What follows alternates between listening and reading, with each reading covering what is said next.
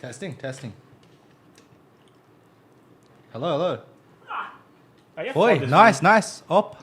Foi. Let's test. Alô. Hey, there we go. Beautiful. Nice. Awesome. Stop eating. Do your job, bro. What the fuck? No, I was not prepared for it. Wait. Guys, calma. Okay, episode 1. Let's go. Salve, rapaziada. Estamos aqui hoje no The Process, nome dado pelo SeeEl aí. Vai ser algo que a gente vai tentar fazer semanalmente. Sempre trazer alguém, trocar uma ideia sobre o cenário, LOL, sobre a vida também, qualquer coisa. E hoje a gente tem aqui ninguém mais, ninguém menos que Red Ranger. Uhul! Salve, guys! Tem torcedor da Red no chat? Vocês me aceitariam, guys? Na Red Kennedy hoje? Yeah. Sim. All right, so the podcast will be in English. Yes. Because I'm sorry, because I can't understand anything, you know. Yeah. But we will have everything translated and subtitled on our YouTube after the show. So if you guys can't understand English, you can go watch it after. And then also for donations, guys, if you donate, we'll read at the end of the thing. So go use a PixGG, whatever.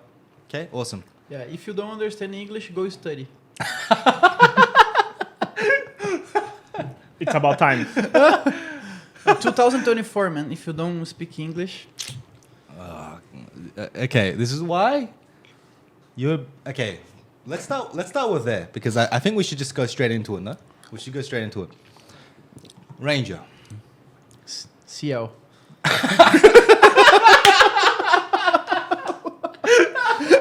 Okay. You are a problem child on social media. Yeah. Do you admit it? What? Do you admit that you're a problem child on social media? Yeah, for sure. And you and like talkers, you're not that close, right? You guys aren't like. Not No, close. we never. It's kind of like mutual hang out respect. before, but we hung out a few times, I would say. Like we're friends. We're good Yeah, friends. yeah. And something I always say, is that Ranger is one of the most misunderstood personalities because he just doesn't care. He doesn't care. And are we live on YouTube too? We are live on YouTube too. We should be. But we have to go to the YouTube. I'll do it on my studio. And just give me a sec. But basically, I think you're one of the most misunderstood figures in esports right now. And I think a lot of it just comes from your personality, but also I don't think that it's entirely one-to-one, like the human Felipe and Ranger the character, you know? Everybody has been saying that to me lately. I guess I'm fucking up a lot. But really, my family, my friends, my mom, the guys from IDL, the fans, everyone's saying that. Yeah, we got banned together. You got banned? Yeah. We got banned the same day. I don't remember his reasoning. Mine was I built like 6 tiers. I got fined 4 times by Red. Solo queue. Or Solo kill. Yeah, because of solo queue. But tamo junto, I got banned on my first split too. But people don't know this, but I used to be really toxic. So I got banned on my first split and I couldn't pick ban. Really? Yeah. For like 4 weeks. We have something in common then. I love it. Yeah. So I'm going to go fix YouTube real quick. But a big question is, lately, there's been some drama around you, right? Red. Okay? And the reason I'm asking this question is, with Talkers here is because Talkers, you also went through a phase in 2017 where you said on Twitter that you don't care about the country, right? You said, I don't care about your country and I don't care about... No, I don't care about you. You or your country. Neither the country. Or your country, Yeah. right? So both of you have had some social media slip-ups. Ranger, a little bit more than the others. So what's the deal with that, guys? Like, what's happening there? Do you really hate, like, every Red fan? Because the first thing that happened when I posted was, it was 50-50. The first comment was, go, let's fucking go. I can't miss this episode. And the second comment was, I'll skip this one. Yeah. Let's skip this one. So yeah, just give me one moment, guys. Give me 1 second. Sure. I'm here though.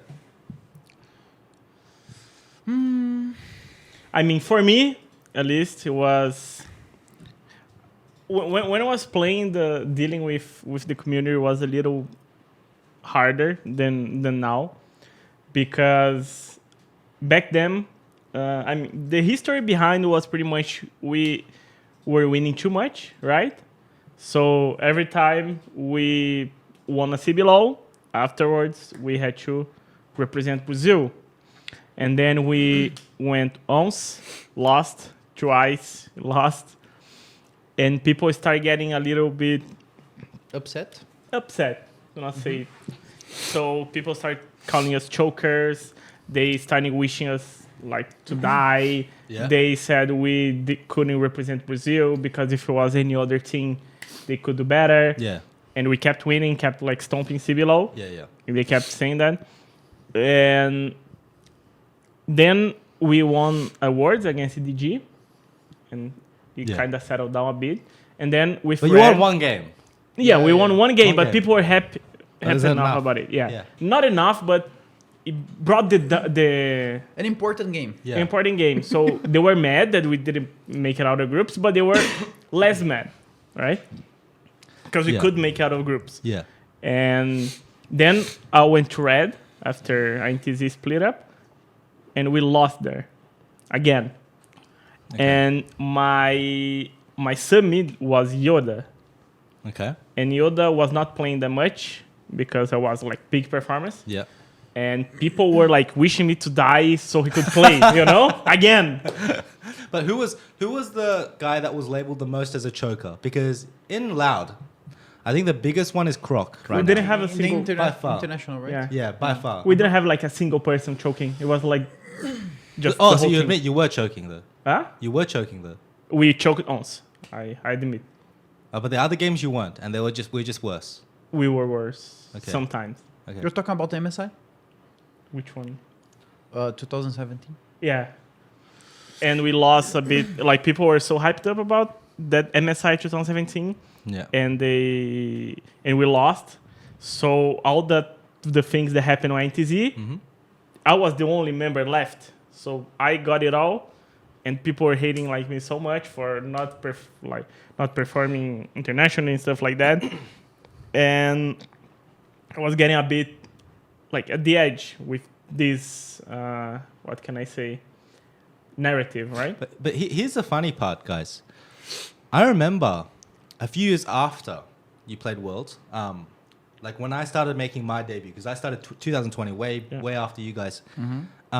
I heard rumors of you actually, right, from Oceania, from Europe, and they were saying when you were playing, you were like one of the best mids in international, even amongst the Asians, and you were actually getting like offers from like NA, for example. That's true, right? 2016 when I went towards, I was smurfing in scrims. Right. Guys, Smurfing. like I swear. I was smurfing. I heard that, and this is before I even met him, you know. So for sure, there had to be the bigger choker in the team that made you guys. I'm gonna put you on the spot. 5, 4, 3, 2, 1. Who in INTZ was the biggest choker? I can't name one. That's the thing. No, I swear, I can't name one. Okay, let me ask you another question. Was it Mikau? No. No, it wasn't. He's a good teammate. He's a good team. So Goat. Back to the red topic because you didn't really know how to respond to that, right? Okay, so let me put it another way. Do you hate every red fan, or is it like specific? Because I think it was I think you just said it. Hey, you just said what you're thinking. You don't give a fuck. Yeah. Like Felipe is in person. He's really chill. And he doesn't. And I don't handsome. think he. Calm down. I don't think you hate people easily. You know. So is it something that they do specifically that ticks you off? No, it's just that my relationship with social media is getting worse. Yeah. I'm not a very how can I say? Like communicative. Yeah, I don't bond with people easily. I don't like to talk to people that I don't know. So my relationship with social media is kind of weird. It's just that my persona, my character grew so much that I kind of have to deal with social media, and I take advantage of what I've built, right? Yeah. So of course, you should. You should. Monetize. yeah. So basically, this is my mindset, and what's happening to me lately is that dealing with especially fans is really stressing Yeah. somehow. Like, because when you're a player, you just focus on your game and you just randomly stream, you do whatever you can, you know, to bond with your community. But joining IDL and dealing with many different people, I think, much bigger. yeah, I think it's just very stressing, especially when you do the the cards. Yeah. You know, wow, there's not a single creator that enjoys doing it. You know, so Really? yeah, You got a lot of hate. yeah, Really? you get a lot of hate, Yeah. and I'm just kind of sick of hearing and reading bullshit, and I don't know. I was just stressed that day. Do you think it like so let's talk about the human ranger. Because you were okay, I'm gonna say it right here. This is not because I'm friends with Felipe. It's not because I'm friends with Ranger, okay? I am proud to say that I am friends with Ranger, and I'll say that publicly in any sphere, always, right? I'm able to say this. But even before then, I can confirm some of the things he said. Because, for example, when I first came to Brazil, I think Ranger was one of my doubters. Talkers from the get-go, I remember in MD3, was it MD3 with Shayapi? Yeah. Yeah. You were always saying, this guy's going to be brilliant, right? This guy's going to be brilliant. And, you know, to be honest, I kind of was. But, but Ranger, I mean, like, your skepticism was 100% justified. I'm a bit of an idiot on social media. But it wasn't easy for you to reach out to. I was actually the one that kind of, I think, reached out. I was like, do you want to grab dinner sometime? And it was only after, I think, like the second time that we started to kind of be a little bit more friends, you know? So I do think you're a little bit like more introverted. But let's talk about the person Ranger, because, and once again, this is not because I'm Ranger's friend, but when I saw Ranger play, and Ranger also came to Europe with Furia, and you scrimmed against Team Heretics. Yeah. Yeah. Yeah. I have those VODs. I showed the VODs to my players. Oh, really? You played okay. Yeah, Okay? I'm very good. And what I want to say is, like, if for me, Ranger is more of an athlete and a competitor, and you're more of like someone that's there to strive to be the best day to day. I don't know how that's like going on with you being a content creator now. I'm sure you miss it a little bit, but you have the level to play at top of CBLOL still. I still believe that. I still believe it. And there was a world where maybe we had worked together. Some world, I think for sure, in this split.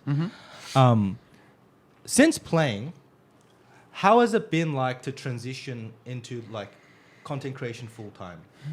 You know, do you miss playing at all? Is it because you said you were struggling dealing with people? Did you not always have to deal with people, or was it that you were so focused on training that you didn't have to kind of, you know, talk to them as much? Yeah, you're talking about the community? Yeah, I'd say that. I'd say so, because that's a big part of like your stressor right now, right? Yeah, yeah. Well, basically my life, like my whole life,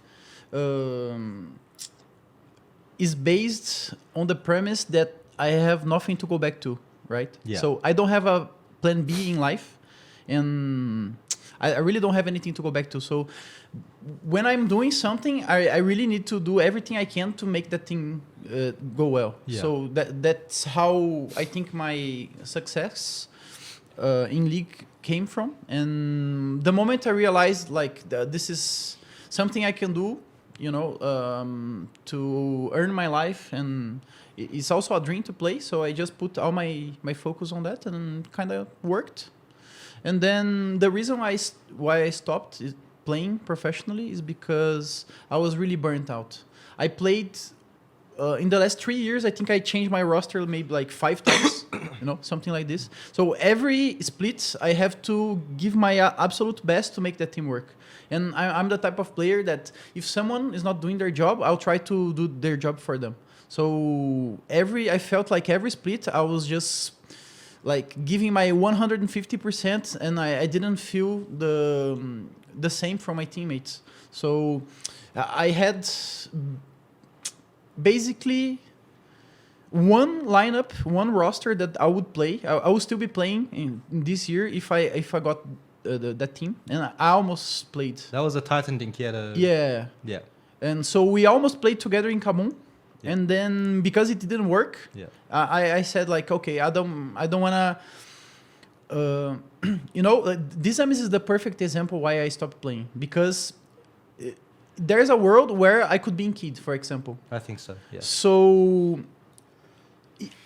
I felt like, for example, the Kid roster or Los Gandas roster or any other team I could go will not win CBLOL. Yeah. So if I'm a veteran player, right? Yeah. So if I don't win, it doesn't make sense for me to compete. And I felt like I was taking the spot of a young Potential yeah, player. like a talent, you know. Yeah. So for me, this is the best example, and at least when I think about my decision, that gives me peace, you know. Mm-hmm. But just kind of going back to the question, do you ever feel, and this is for you too later on, talkers, because you went through a similar phase to Ranger, I think, right? From when we spoke back in the day when you were a player, like really burnt out, trying to like do your best to win for many, many years, and your health also declined because of that. Yeah. So when you decided to take a break, do you ever have the fear of, oh fuck, like maybe there's a chance that I can never go back to play again? Me? Yeah. No, I'm very cocky. No, really. So you just think I'm just the best out. I think I'm still the best. Really. When I see, like for example, Carioca and Dizames playing, I think I'm the same level or maybe better. Yeah. Yeah. Yeah, definitely better than Croc. Wow. Okay. That's not a challenge. No, you can't say this. Okay. I can. You guys can say, I can't say this. Croc's Yeah. my boy. Yeah. Croc's my boy. No, okay, so going on about that, because you said you were such like an all-in player, and I know a little bit about this, but I think this is a good place to kind of speak to the audience, even though like 80% probably don't understand what we're saying right now. Yeah. We will subtitle it though. So They that's just the want to important watch part. us. Yeah. Vamos ter legendas. Yeah. So before when you were playing, you said you're like so fucking all in on the game. Mm-hmm. Does that mean that you were doing, because I was never around, right, when you were doing this. Does that mean you were just not doing as much content, for example, or having to deal with the community? Because you're so all in on, were you always a bit of a streamer? Were you always a bit of a personality? Yeah. No. My personality kind of... I feel like my personality at the beginning was not being taken seriously. I'm a very transparent person. I'm very straightforward. So I kind of got famous for trash talking the enemy team, you know, and saying like, "Oh, I'm gonna destroy these guys," you know. And Before the game. yeah, before the game, every game, almost, especially against good teams, you know. So if I win, I'm, you You're know, God. You're God. I'm God. But if I lose, it felt like nothing wrong, you know, nothing bad was coming from that. So I just kept doing, yeah. I felt like you put so much pressure on yourself with those comments and Oh, you competed against him, didn't you? yeah, and waiting for those backslash that sometimes you had to cross your mind in like a tough game. Oh fuck, I kind of trash talk these guys, now I'm losing. Was like a time that happened, or like literally you never look back, like after posting or trash talking, you never kind of went through your mind or even affected your gameplay? No, the only time my gameplay was affected for something outside the game was when I was in Flamengo and the fans were me infernizando, mano. Like, como que eu falo isso? Tradutor. Como que eu falo isso? Pestering me? Pestering you. Yeah. Pestering. Bothering him. Okay, bothering. Yeah, Making my bothering life me hell. a lot. Yeah, making my life hell. Mango porra. And they used to say like, "Oh, put the academy guy on this guy's place." Then I went really mad. Like, "Oh my god, I'm like 20 times better. Please shut the fuck up," you know. So I always have problem with these kinds of comments. Yeah. And then it tilted me for a week. I mean, the reason that I asked that is, as I said before, like, you were such a dedicated player when you were competing. Mm-hmm. I mean, he had to have been, right? Because he was champion. And so naturally you train more, you scrim, etc., right? Now you deal with the community full-time as a job, Yeah. you know? Are you feeling like mentally, like, do you feel the difference? Is it more stressful being a player or a content creator for you, for example? For me, it's more stressful being a content creator. It's just because I have to try to find balance, you know, between what I really want to do and what sells. Yeah. So I can't really be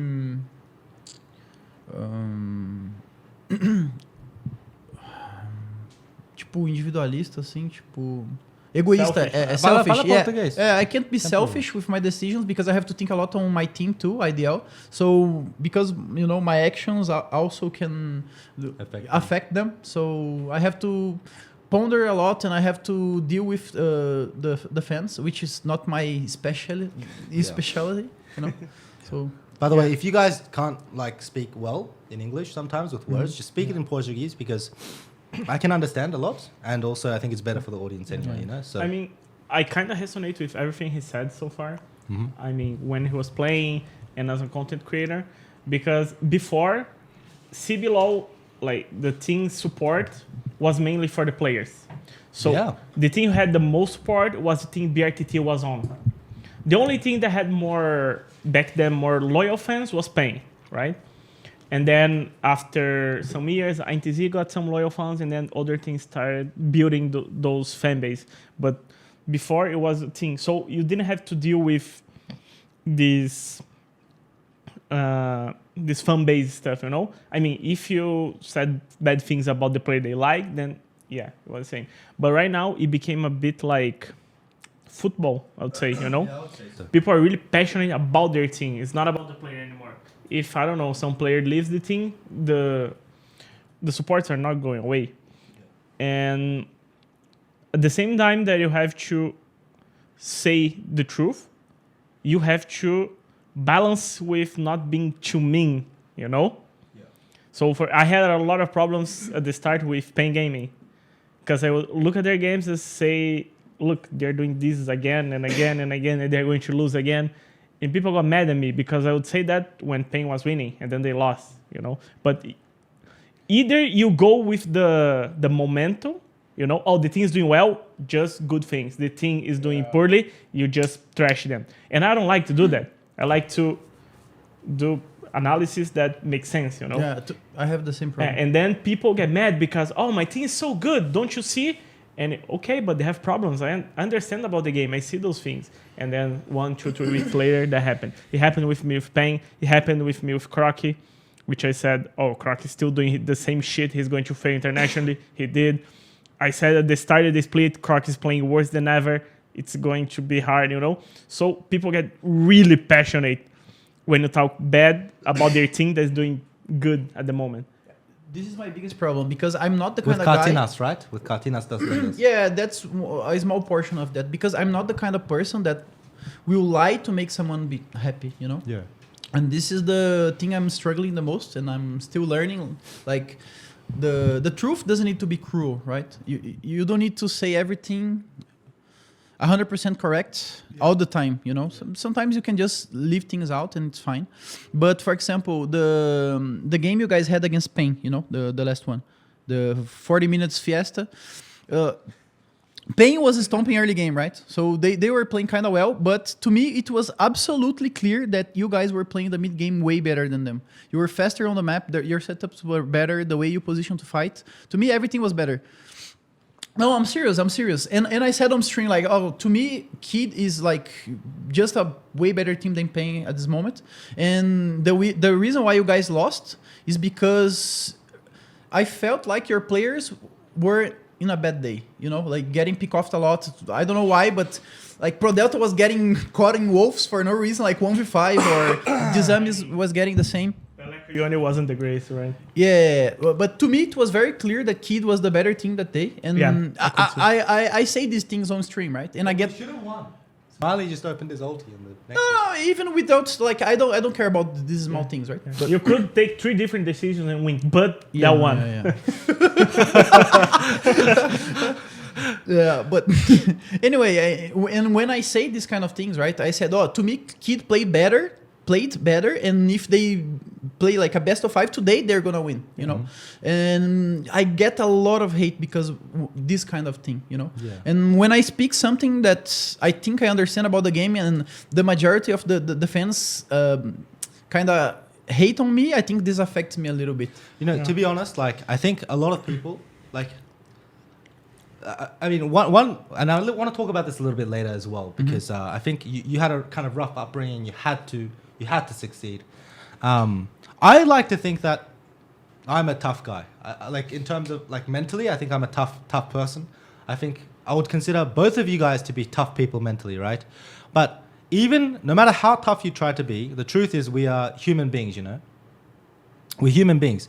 And I think that even if you try to not pay attention, it does affect us a little bit, right? I mean, at least for me, maybe not for you, but for me it does. Like, I do care about what people think about me. I do care about the fans. I do want to make sure that the people that are supporting me are happy. The people that are against me can come to my side and we can build something special. And I think that's the case for, I think, people in general. I think, you know, it's a very important part of being a human being, like having other people, right? So when you're exposed to so many thousands of people every day, it does affect us. And I do want to say this kind of to the fans out there too. Just because we think your team is shit, okay, it doesn't mean that we hate your team or we hate them as people. It's not personal, you know? Like if people want us to like speak and for together like more clicks, then every day we'll just be, you know, sucking like pain and loud every day. And it's so easy to do that, you know?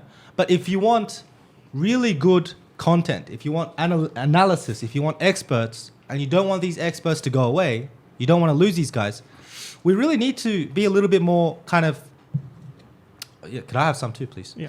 We really need to be a little bit more understanding of our jobs too, you know? Because for me personally, I get so much stress, for example, when I know I've won draft and I press Twitter and I look at the you know, for example, but like the stress I get is so small compared to like the things that these guys get, because these guys are full-time content creators and they have to criticize people, right? I don't have to criticize them. Like I don't have to go there and be like, this X team is shit, right? Mm-hmm. But you do, kind of. That's part of like the analysis, right? I think that's the problem. I think I go a little bit too far, you know. I don't have to call some team like trash. Some mid laner on a thing. I don't have to say like, oh, if I play for Red Canids, I think their team will be better, you know. I understand him, because I mean, if we go really analytical about CBLOL, we're gonna to trash it every single day, you know? If you think about LPL, LCK, even LEC, and that doesn't help as well, you know? If I just say, oh, look how bad we are, oh, we can't do lane assignments like Koreans, oh, we can't team fight like Genji, that's not gonna help as well. So at the same time, the balance needs to be done where you criticize their gameplay and how they can develop, and also make the show feel good, you know? For example, I think your game against Spain is the best example. It was a really entertaining game, right? It wasn't the greatest quality, especially mechanically. We had so many mistakes. We had, even Curry made mistakes mechanically, which you guys got Baron. And your players made a lot of mechanical mistakes, but I'm sure you went over it, right? But I just went home. Yeah. I didn't want to talk about it. At the same time, if you watch like high-level LPL games, they get Fiesta. Yeah, they do. Often. Yeah. So it's not like, oh my God, this game is so fast, it's the worst game in the world. No, there are mistakes. Human beings make mistakes. Games are going to be like that. Yeah. But we can say, oh, look, Pain mid-game wasn't the greatest. Kid needs to have stronger lane phase and stuff like that, you know? So at the same time, we need to hype up. The game was good, entertaining. We are getting better. And, okay, but there are... This thing, they might have won if they did, and Pain, even though they were dominating the game, doesn't mean it was perfect. They made mistakes, you know? That's what's concerning to me, because when after that game, I think I tweeted, I said like, wow, like this game was so bad or something like this. And I saw 80% of the community saying, oh, this game was amazing, you know, best game of the split, something like this. I mean, it was fun to watch. Yeah, I understand it was fun to watch, but also I think that's my problem. The review though. I don't know how to deal, you know, with this kind of thing.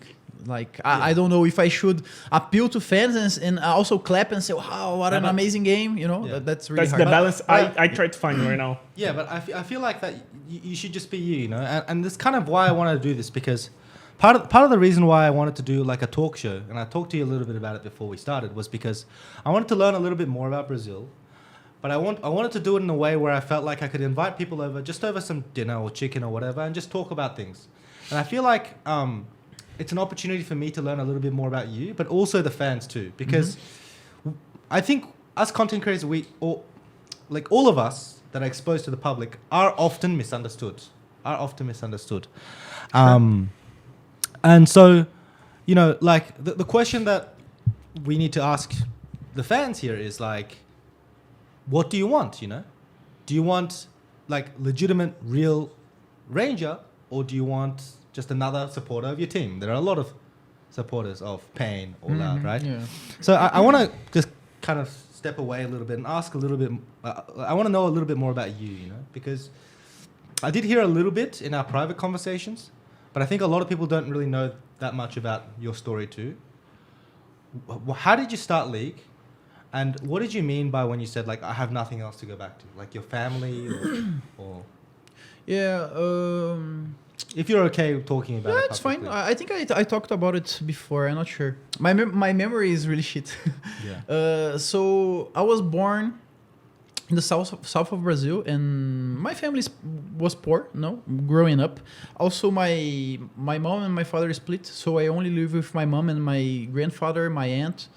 So growing up, you know, my childhood was fine. I was a happy kid, and I like to play video games a lot. So when I first got my PC, I started playing League, you know, almost immediately when it came to Brazil. I think it was 2012 or 2011. I'm not sure.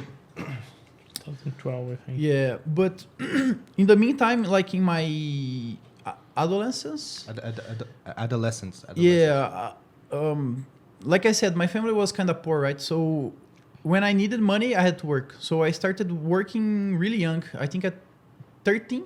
13. Yeah, I started out helping in a bakery, and I worked as a waiter and some other jobs. I think like 6 or 7 different kind of jobs just to get some money to buy like clothes, or if you know, I bought my PlayStation, you know, so because I really like to play games. So I think I was around 16 or 17 when I hit Challenger in Brazil, and I figured out, oh, this can be a job. So I just started tryharding. At first I was a mid laner, and I remember even playing against Stalkers early in like 2014. It was better. I'm a very cocky guy. I want to hear this. Who was better? Were you better? Nah, he was better. And That's a hair thing, you know. NFT, you can no, print it. actually, we played against together in one qualify for CBLOL. Together? Oh, against. Oh, yes. Okay. Yeah. All right, we'll do. So that's a slogan, by the way. You should make that an NFT, better than Ranger. yeah. Woo! Yeah. No, actually, he 1v9 one game against us. We were playing. I was playing Ziggs against Zed, and it was Joko on your team. And Yeah, Joke was my jungler, you know that? Yeah, I'm sorry to hear that. Yeah. His champion pool was KO. No, was Nunu and Skarner. my top laner at that game was Kao. You remember? Kao.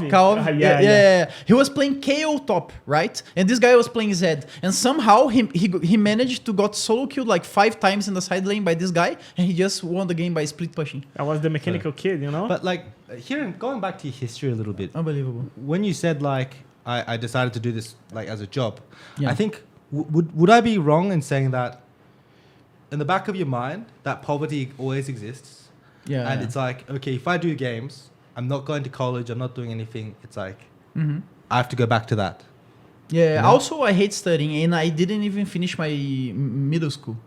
Really? High school, yeah. I didn't finish high school. I just dropped because I really don't like studying. Still. Yeah, still. I dropped in the 3rd year, and I said, oh, fuck it, I'll just play League. And So it was like, if I drop out, I'm fucked. yeah. That's kind of how it was. Yeah. You remind me of Dominic. I knew you were going to say it. Bro, it's the same, yeah. no? He says I'm the GOAT. Bro, you know Dominic's But I think Dominic didn't drop out No, but his last year. his OPGG is literally Dominic #GOAT. Oh, fuck. You're literally the same person. Yeah. Nice. Oh, he's cocky as well? Yeah, Damn. for sure. I think that's a jungle trade then. But were you a one trick when you hit Challenger, for example? Or No, I hate playing the same champion twice. If you see my match history, I think you'll never see the same champion twice. Okay, so you kind of like left home to play pro, or kind of how did that happen? I was a mid laner, right? So I thought, like, I was kind of analyzing the scenario, and like joining a team as a mid laner was really hard. Yeah, mid lane was stacky back then. Yeah, it's always hard to find a job as a mid laner. So I was thinking, like, which role I can swap and trying to fight a team, right? And every top laner in Brazil, they were insanely bad. Top. Yeah, top laners. I think we had like 3 good True. top. Wasn't True. Lep one of your better ones too? No, And it the was guy just Yang and Milo back then. Yang was not a reality. Yes. Still, it was 2014 when I swapped, and I think 14 was his first year. As a yeah. pro. So the top laners were all bad, and then I swapped to top. And 1 month after I swapped to top, I signed a contract and For what team? for Big Odds. And how much? But Can you share how much your contract was back then? Yeah, 2K. 2K There real. was Yeah, there that- was a a market. A lot. My first contract, I was playing for nothing. But 2K reais back then. That's It was It- so it much. was a lot. It was so that's a much. lot of No, money. no? CBLOL players were making It it. took me like 2 years to get something like that. Bro, 2K reais back then wasn't the dole like 3-1 or something? Do you want to Two- know two- something two funny? to one. 2-1? Yeah. Bro, you're balling, cunt. Do you wanna, Bro, the guys. do you wanna know something funny? When I won my first CBLOL, I was earning half it. Half that. Yeah, Bro, half you wouldn't believe my first salary. $300 a month. Better that's than a lot. You know, in 2000, That's a lot, bro. it's like 17 million reais. Yeah, you can buy a house. Okay, guys. My first salary was 1.5k reais. And at the end of the year, I looked at my bank balance. I was minus 22k. Because my org didn't have enough money to feed my players. You can even ask Croc. So I ordered delivery and I like ordered food for them every fucking time, you know? Out of my money. That's how I got the job. I bribed the Yeah, players. that's very like- normal in Brazil too. Really? Yeah. It's like this. In my We didn't gaming have money house, for I food? used to sleep with rats. Like, actually. Yeah, really. Yeah, that is story like that. No, USD. No, really, I think I killed The around... red dude was from your team? Yeah. I think I killed... No joke. I think I killed around 6 rats. Bro, there was one day. How do you kill the rats? Stomping on them. Oh, it was really cruel. No, there's no way. Yeah, it's Bro, Like his real? jungle. He's not joking. I think it was his jungler. He was streaming us, and it became a meme because he was streaming, and then he looked down and he was, oh, the red dude! And it became like a meme. Really? Yeah, For yeah, real? yeah. it's For true, real? it's true. We'll, I think we'll watch the video yeah. after. I'm sorry? Yeah. Yeah, but I mean, he did some market evaluation, right? Okay, mid is too hard. I'll go for top. Yeah, That's auto some- planers some- were really bad. That's some business stuff. Yeah. Businessman. Yeah. Businessman. Then I played top for 3 splits. And did you win anything? No, I got demoted. No, I won Challenger Series. You know, the second you division. did? You yeah, did? It was very. I was MVP too. Do you believe that? It was real. You don't need to believe it's the truth. It's all there. Alright, so what made you swap to jungle? I think the same. Like after I left Big Gods, I went to one team called OPK, and Oh, I know OPK. So Skitty OPK. Wow. yeah, Sir Skitty. Yeah, he How about was you? the He's the best, sub bro. there. He's the Yeah. best. So we were building the roster, right? And basically we had one roster with Shini. I was top, and it was Shini and Jinkedo and 2 guys you probably don't know. It was... No, you know RedRed, right? So it was RedRed and Luscão, you don't know. So that was supposed to be the team, but something happened. I don't remember. Then we split, and Shini went to another team, so we tried to find a jungler to Oh, he replace went him. to ITZ, I think. It was 2017. Genesis. Yeah. And then we tried, I think, like 5 junglers It's and 2017. 7. So by now, Trechos was already a legend, right? Yeah. I believe. So you were like, holy fuck, this guy's really good. Yeah, but we never talked. Why? Why was that? I was just like my circle was always just my team. Back then, was it like, oh, he's a nobody, like, No, fuck this not guy? really. It's just that my circle was really just me and my team. I didn't talk to anyone else in the scene. And you met Ranger in solo queue, right? You must have. You Probably. must have. Yeah. Probably, bro. So you didn't even know him. sometimes. Huh? You didn't even like. I mean, people used to have like weird nicknames, you know? Okay. How good was Trechos really though? Like by now, like, because I don't know the mythology. You know, I don't know like The mythology. Well, to me, like like comparable to nowadays. Was he better like relative to the world? back then, to me, he was like what Tinoz is today. You know, to me, he didn't have like a very strong lane, but he know how to play the map and. I mean, that positioning team fights. I don't think that's true. Bring my laning stats now. No, joking though. I think I had a really good laning. Okay. Okay, good for you. But you swapped to jungle. You went to OPK. Yeah. Okay, wait. Here, you need to be honest again. Mm-hmm. What was the same? Same 2K. No, I got paid from 2004, the late 2014 when I joined my team, until 2018. I had the same salary. And I have a question. So 2K reais back then was still a lot of money, right? Not really. In São Paulo, no. Ah, so because everyone was richer back then because the currency was better. Yeah. Okay, but you came from earning a lot less, right? Because you were working like normal jobs. Mm-hmm. So when you got your first paycheck, how was it like? Like, what was the feeling? I think I felt nothing. Like, really? What I did was to buy mouse, keyboard, and headset because mine were really shit. Bro, when I got my first proper, like, good paycheck, it was in Rogue. It was 7,000 euros. Wow. Damn. But I didn't get paid like 3 or 4 months in a row because I was working and they were stealing my bank. Mm-hmm. And I looked at my bank and I was like, holy fuck, I made it. And then whatever I spent, the front number wouldn't go down, you know? Because normally when you have like $100 in your bank account, you buy like one drink and the front number goes down, you know? Yeah. It's like this. You lose one you lose one digit. Yeah. And I was like, oh my God, the front number doesn't go down. And I felt incredible. But so it wasn't like that for you guys. No, I don't Wait, think so. did you get... Bro, my first pay wasn't even... How much was your first pay? Was even in a bank account. Because this is the stuff that people don't know. My first... I think it was 500? What year though? 2000? 2015? Wait, so did you guys debut similar times but he got ahead? Or No, how I was think it? he started 1 year or My two. first tournament was 2014. Was like the tournament that qualified towards. And then the first CBLOL ever was 2015 and I played from the beginning. So you went to OPK as a jungler. Mm-hmm. My question is, what was this in CBLOL? It was in CBLOL, right? Yeah. So this is your first We were CBLOL building team. a CBLOL roster and I swapped from top to jungle. This is the first time you joined CBLOL? Yeah. The first time. What took No, you... I played as top laner. In CBLOL? Yeah, it was the -16 team. Oh, okay. Yeah. Okay. So it didn't take long for you to debut CBLOL either? No. And do you remember competing against him in CBLOL?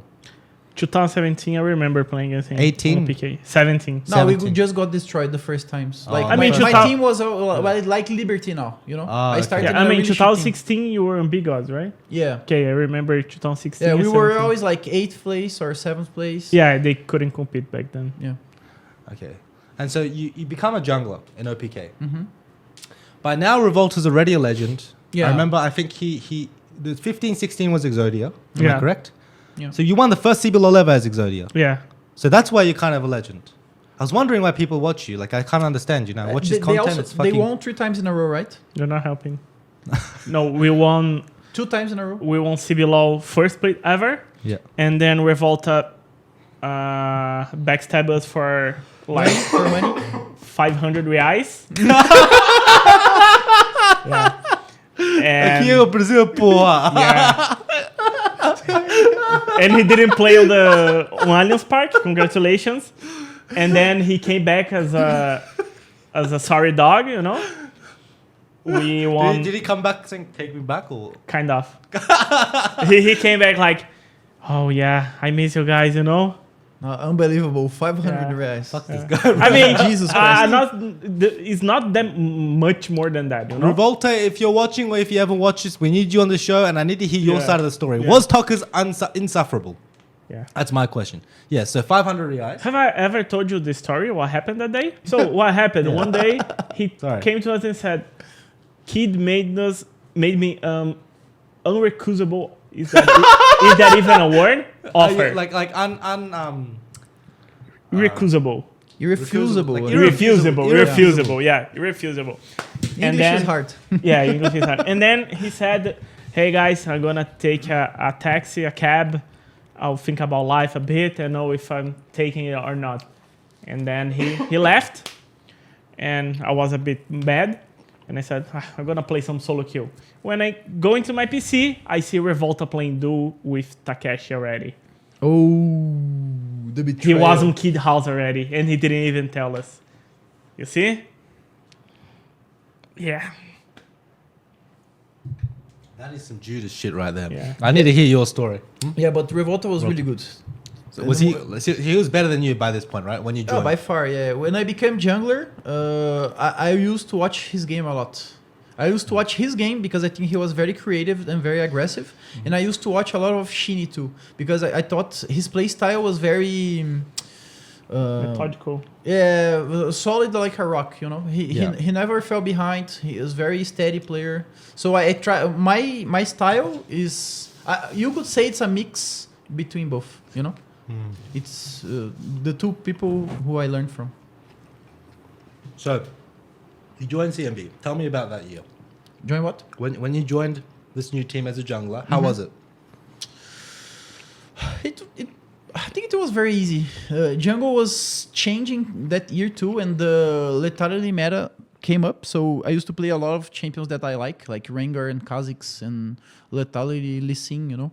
So it was pretty easy, and I feel like League back then, players used to play every role, you know, because there was no draft in League. So the way you get the matchmaking works is that the higher elo chooses the role He first. picks first and he goes the role he wants. I'm a jungler, right? So if Revolta queues up with me, he chooses jungler first, I have to fill. So every 10 games, it feels like you used to feel like 5 or 6 games. Yeah. It was rewarding getting more elo though. Here's my question then. Let's go back. At what point did you feel like you're like, holy fuck, I'm better than every jungler? Because from what I hear right now, this is not real Ranger, you know? This is not the Ranger that I know. Because I came many, many years after that. And what's the deal with Big Gods minus 16 points? What's that about? Yeah, it's my first team. What do you mean minus 16 points? Well, basically my manager forgot to file Send the contract. the lineup.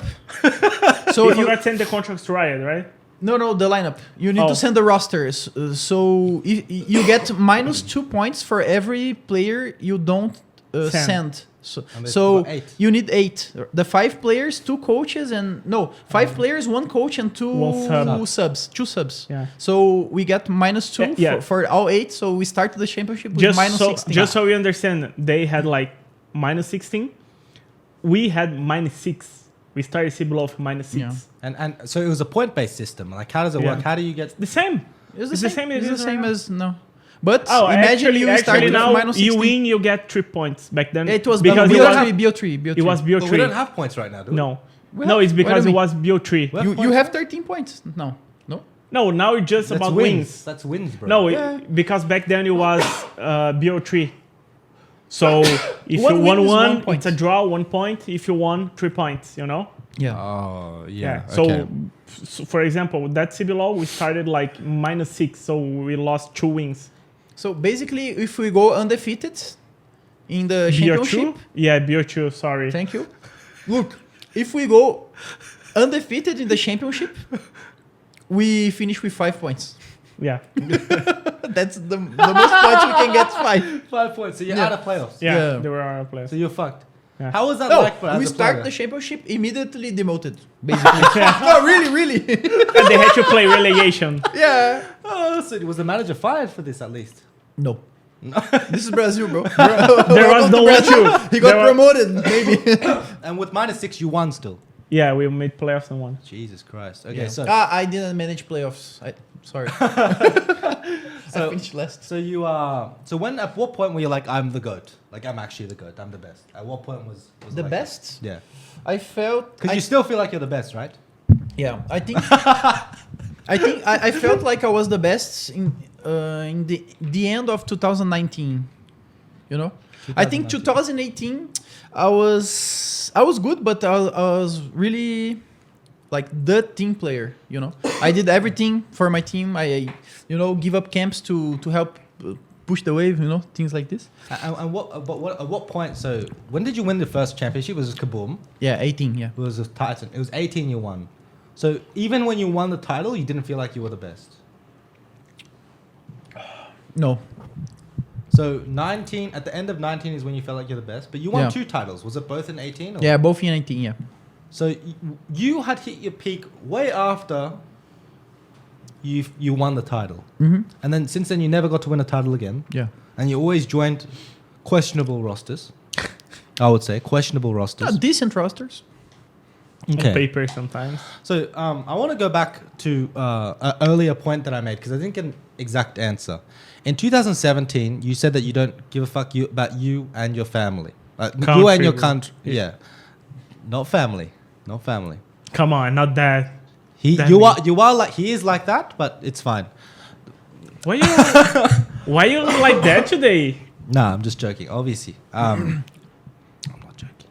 So 17, you said that, and I heard some stories why you said that, right? But can you give me a little bit of a background story because you said earlier that it was because he said that you always choking or whatever, and you got really mad or something. But what was the exact reason? Because he was at one particular guy, no? Is there one particular guy? Yeah, I mean, what happened was was getting on the edge with those on those comments for years. Not something that happened there.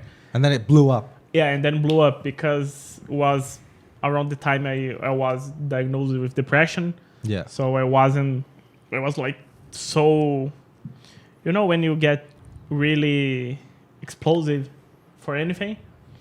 So it was really hard to control some feelings at that time. Yeah. And I kept getting those messages. And that day I played a solo queue game with a streamer. With a streamer. Yeah. The streamer was Rakim. I don't know if you know him. And No idea. I'm in good terms with him. Right? Is he famous? Yeah, he's pretty famous. He used to be very famous back then. Yeah. Now he's cancelled or something? Or what? No, he's just streaming different games, just vibing. He's just a bit away from League. But he's a good guy. And he was streaming. And then we started fighting inside the game. And his fans went on Twitter and started flaming me. So I lost it. And I said a bit of what I wanted, I mean, I've 2 questions regarding that, but the first I think is more important, mental health. Because I feel like mental health is a big taboo question, in publicly people say we support you, we support you, we support you, we support you. I think, at least in Brazil, there's a lot of people that, not just in Brazil actually. For me, something that I really don't like about today's social media, and I can be honest with this, is virtue signaling. All these people. They're hypocrites. They say we support you, we want to help you through the mental health issues, but they're the same people that abuse streamers and players and stuff. A lot of these guys are part of the problem, and I really don't like that.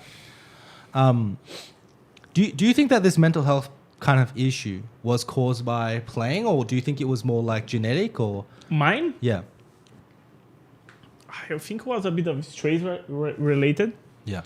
I almost stopped playing way before that because of this stress, and I'm really competitive. So if I think I can't match my goals, I just shut down. And as a content creator, you are all the time getting feedback, positive and negative. And something that strikes me is that usually what sticks you the most is always the negative, You can have 10 people saying really good stuff about you and like that, but that one comment, which is, I don't know, from a random guy. Yeah, who knows who he is. That's the one that ticks you off. Yeah, you know? And that happens as a pro player as well, but I didn't care that much because I barely use any social media when I was playing, I just want to play. If I could play with a hoodie on and no one knows who I am, I'm happy. I just want to compete. But the stress really, really got to me. And when I wasn't matching my goals and people were, and I was really trying, I really tried. Yeah. So how about you, Ranger? Do you think mental health is something that you've had to kind of deal with when you were playing too? Because this is something that I hear a lot lately. And for the people that think that esports is easy, right? Every esports player, let me tell you the truth, guys. Every esports player comes in with the dream of like, oh, it's a gaming house, it's chill, I get to play games for a living, it's going to be all fun and games. But in fact, it's terrible.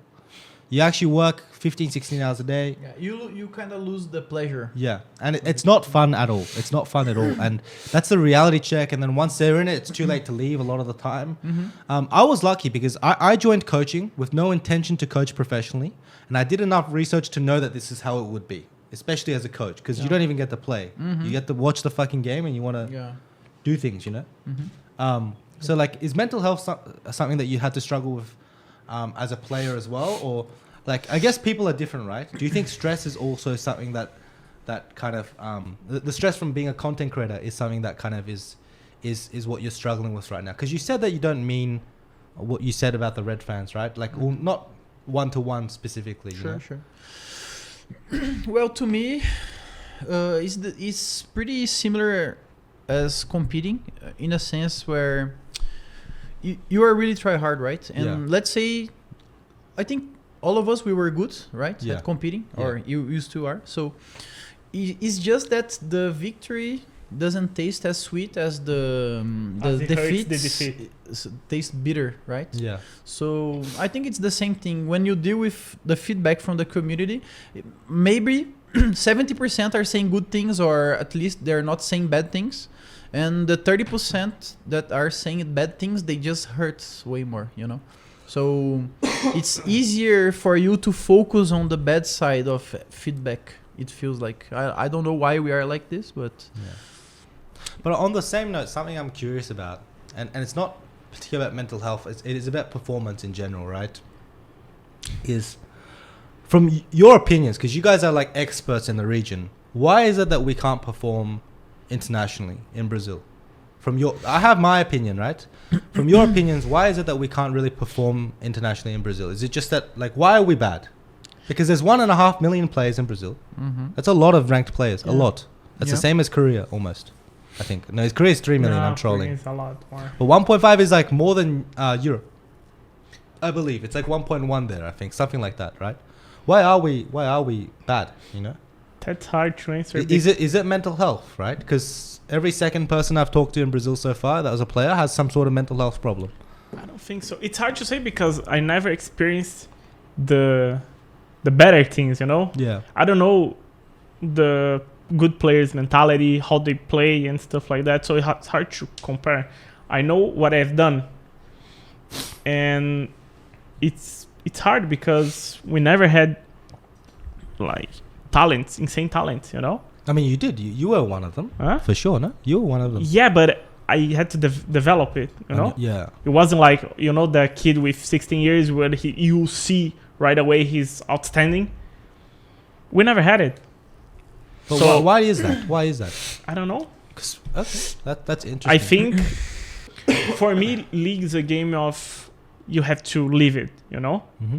And you have to live it and have knowledge. I mean, Jean Malga was a bit special when he was starting out. He was the only one that really was. Really, the only one? People thought was the next level, but he never made it. And then it comes the other part, which is the athlete, you know? We don't have that many. Which players in Brazil, you look at them and say, okay, this guy, he's hungry. Yeah. He has everything already, but he's going to do more to take the title. Do you agree with that? Or? No, I have a different point of view. Like, I did my fair share of boot camps, right? I think I did around 6, maybe 4 in Korea, and 3 of them I did with some friends. So I saw Brazilian players destroying insane Korean players. Like, for example, FNB, he played against Zeus and he destroyed him like 3 or 4 matchups. And even against you guys, I think we screamed against Rogue, right? Yeah. You played against the FNB and you have the games, right? He played Gwen, I think, against Odoamne, I think. No, that was oh no, we scrimmed you guys as well. Oh, actually, we scrimmed against Rogue. You were on Rogue. Yeah, I was in that roster as well. Yeah, I was in that roster as well. So yeah, he killed, I think, 25 against you guys, and he solo carried the game. Yeah. So I think we have our fair share of good players individually. Like I'm a big fan of SEEL. Now I'm a big fan of Pro Delta. I think Brands. You're a big fan of Pro Delta. Yeah, get that, clip that. I used to hate him a lot. Bro, you did? I thought last split he was no, really. I'm not even I kidding. thought He he was was really hating bad. Bro, I would open like Cartinas das Lendas or whatever analysis, and every click I did on a 5-hour stream, it's something about Pro Delta being bad. It's like last split. It would be 36 minutes. Yeah, Yeah, 36 minutes. And he, Reggie would be like, he was one trick bro and it's TK bro. It's like this guy can only play Braum. I click another one. Oh, it's so fucking bad. He gets vision like Pro Delta. Another click. Oh my god. It's like this. But now you're a fan. No, he's playing he really improved, well now. right? Yeah, a lot. Yeah, I think so too. For Raj is example, good. we have Raj is Titan, good. Brance, and Yeah. Yeah. I mean there are some good talents, but okay, Titan's a talent. Yeah. But when you think about international competition, he doesn't match, you know. Not need like none of us. But do you does. think mental has a little bit to do with that? Because Yeah. every Brazilian player I see, he's like, very anxious. Titan as well. I Yeah. didn't know that. We can see like the feelings show on your gameplay, right? Mhm. He was the flippy guy. Yeah. Oh, I have to get the mid wave, and then he get caught and the thing lose. Well, to me, there's two big problems. One, we don't have a faker. We don't have like a role model, like a perfect player, you know, who is really insane mechanically, but also puts a lot of effort into the game, or you know, just like a real role model. What's Funga? by Because the way? our it's like Stop. Oh, you know. Yeah, I don't know how. I'm sick. Because our best players, they are very unstable, right? So you have Hobo, for example. He won 7 titles, but half of the Brazilian scene thinks he's really shit. So, no, it's serious. Is that So- true? Yeah, they say he's troll, he's bad mechanically. He doesn't convince He has the bad audience. laning. If he goes to international, he'll get destroyed. It's like at least half the people think he's genius and half the people think he's trash. And But- he's won 7 titles. But you guys have TT, you know? TT was like, for me, bro, when I saw this guy, it was like looking at a celebrity in CBLOL. Because I didn't know when I came to Brazil that Brazil would throw at me Malrang. I was mind blown, bro. I came here and I was like, oh, it's going to be piss easy. And then the first time I get here, they have fucking Malrang. They have the Pain Super roster.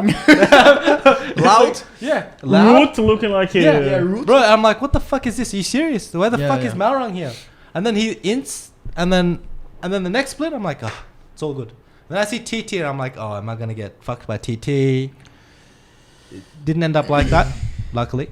But TT was like different too, no? Personality-wise, he was the athlete, wasn't he? I never played with him. I only played against him. And from my perspective, playing against him, I never thought he was like insane. But he was more of like a leader in the team. Yeah, Is that what I it was? was a consistent player. I think he was very smart and he know how to use his team and he know how to coordinate his team. I Yeah. think that's his biggest strength. Yo, TT, if you're watching, I'd love to have you on here one time. Yeah, TT, that'd be That would be fucking great. Cool. That would Yeah. be awesome. That would be very nice. So yeah. For example, when we played against him in finals or you know in CBLOL in general, I had Titan on my team. I would rather play with Titan every time, you know, Yeah. because Titan is exceptional. yeah. Exceptional. So I mean, that was teenager Titan, right? yeah, He wasn't like the prime, this. prime Titan. Yeah, that was bro. Yeah, No, what really, Titan. I think he's better when he doesn't talk. Like if you put a duct tape around his mouth and I don't just- see this happening ever again. just leave like support and jungle coordinate the team. The pain. You would know be my better. hypothesis with Titan is he got too much pussy. What? He got too much pussy. Like yeah, he got too many women. Yeah, I think that's the problem. Like no joke. that's the I think he third got, problem in Brazil. Oh, that's a problem They- all across yeah, the board. They enjoy life too much. I've I seen so think. many players lose their way. Because my thought process with Titan is like he got laid, and I was like, whoa, that's fucking good, you know? Because he started when he was a kid, Yeah, yeah.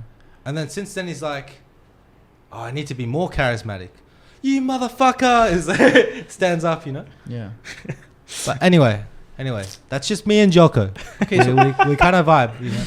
Oh, yeah. Yeah. okay, Jo- so Joko, first, Joko is getting sure. So what's the reason we're shit? yeah, first we don't have a faker. So we don't have like one guy to lead them all, kind of Yeah, thing. Are you saying, for example, would you say like Caps and Bjergsen were examples of that? yeah, like I think maybe. Yeah, I think no one can do that right now. But like the second you already brought up to me, like people just enjoy life too much in Brazil. Yeah, Like I did. honestly, to me the biggest problem for me is that the Brazilian culture is just not made for. Okay, I'll be honest with this one, by the way. I talked to our ranger about this, and I said, bro, I'm so confused, you know, Uh-huh. because when I first got here, I had the tabe mentality, you know. I slept in the office, I'd be there, 8 a.m. in the morning. I'd leave 2 a.m. I'd be up there again, 7, 8, 6 o'clock sometimes for 4 months. Then I look on my Twitter and I see coaches and players and parties. They're like drinking, like we have a fucking player pouring another player like drinks like this, like in their mouth. That's a cultural thing, where they get the drink. When you want, Yeah, and I was like, how do they have time for this, Stardust too. Stardust was one of them. I was very surprised actually because he was Korean, So yeah, I do agree with that actually. I was really, really surprised. But my team, we work super, super hard, right? Yeah, but you were really lucky with your players. I think so. But I think it's really also hard to win internationally still. Yeah, but I mean, I think what he's saying is true. I don't think it's a problem to enjoy life sometimes. I think people just can't be consistent when they do it too much, Yeah. Like, from what I know, there are players that they need it to function well. If you don't give them that day of the week to do what they want, they can't fucking work like for shit. And if you do, they can perform. So I think it goes from person to person. But my experience when our team when Osorio was doing the greatest, it was only work. That was something I wanted to ask you about though. Like, despite that being true, the culture, Brazilians are at the same time, one of the hardest people I've ever seen working. Like some of the hardworking people, actually. No joke. Like I know a lot of people. Like, look at my editing team, right? Lace, this guy works like a lot, bro, and he's paid like a slave. The problem is like the economy and stuff, he is for his work. Like the economy and everything, you get so little money for it. I'm not saying all the players are like that. So I mean, I don't know if I fully agree with you that. But what's the second point other than like hard work? Because you said culture is a big problem. Hard work. We don't have a faker. Yeah. And that was it. Or do you have? I think we are a bit dumb. I think we have really bad professionals working inside organizations. Like managers. We don't have GMs in Brazil. Yeah, GMs, these kind of people, I think, like, honestly, from the 10 teams that are in the CBLOL, maybe 1 or 2 know what they're doing. I think the rest are really bad. Yeah. And I think something that hit our region really hard was that the players that stopped it, they didn't transition to coaching because it didn't pay. So most of them became content creators, and we didn't have that transition. So we didn't have a new generation teaching the old generation to like make them better, because I see people doing a lot of things nowadays in CBLOL, which I sometimes look and think, wait, but that was common knowledge like 10 years ago. Why they don't do it? So we didn't snowball. Yeah, I mean, the day I went to watch the kids screens that invite us, I saw like the players, and they didn't have some knowledge that, like, for me should be common sense by now, So I think it was something that hurt our region. So my question is, how do we fix this? Because I'm here to be a part of the solution. I really love Brazil so far. I love the people. Most people, not all. Most people, not all. For sure, not all, but most people. And love the food, love the culture. I really want to see a world where we at least make groups. Because to be honest, losing to GAM, the sub 80 carry, that's an Uber driver, that is really unacceptable. What do we need to do from your opinions? Do you guys just need to go into coaching to teach the next generation? Like, what do we need to do here?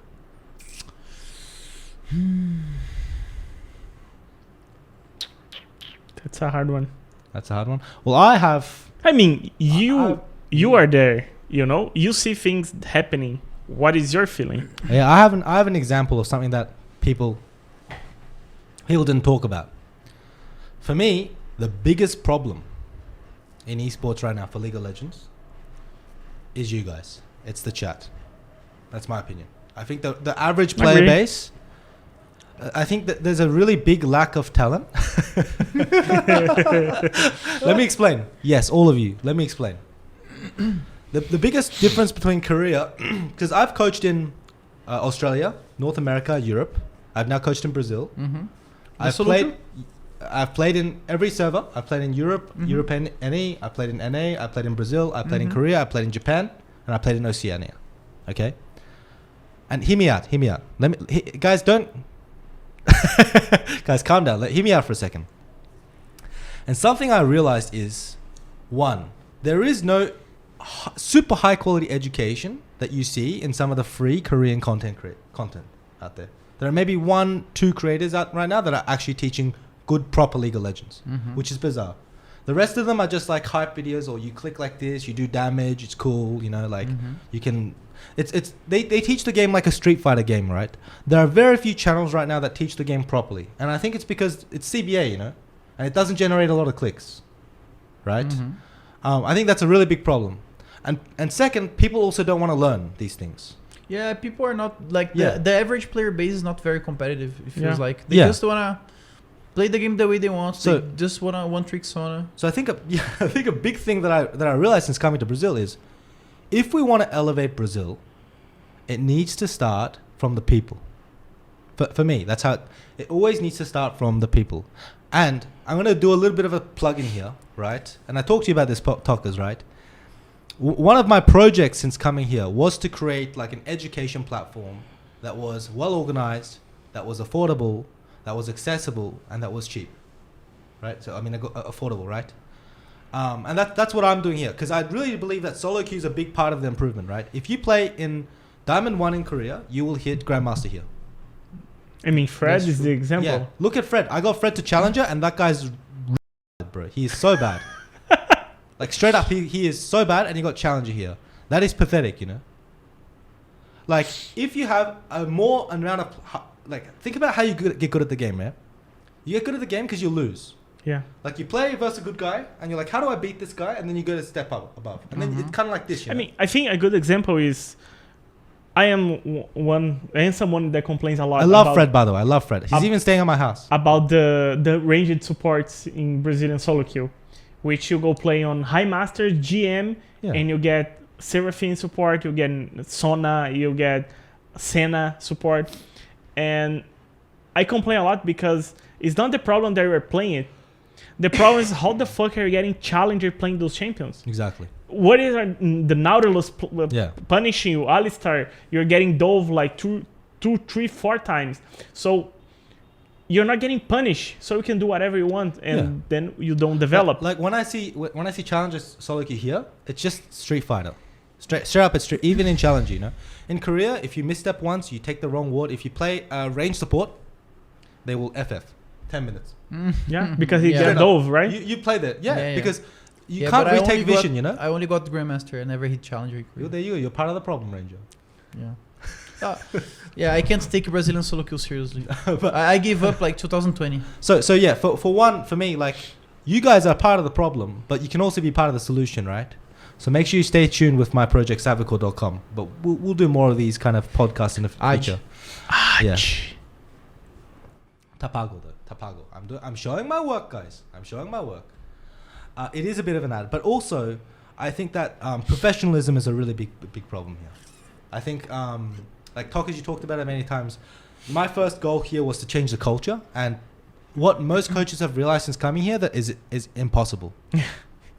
And so, if I didn't have the help of Smiley, I think it would not be possible. No, that's true. Really, like if I didn't have Smiley, it wouldn't be possible. Yeah, you need one role model player. Yeah, and even then, I spent 6 months, so one entire split, just fighting every day.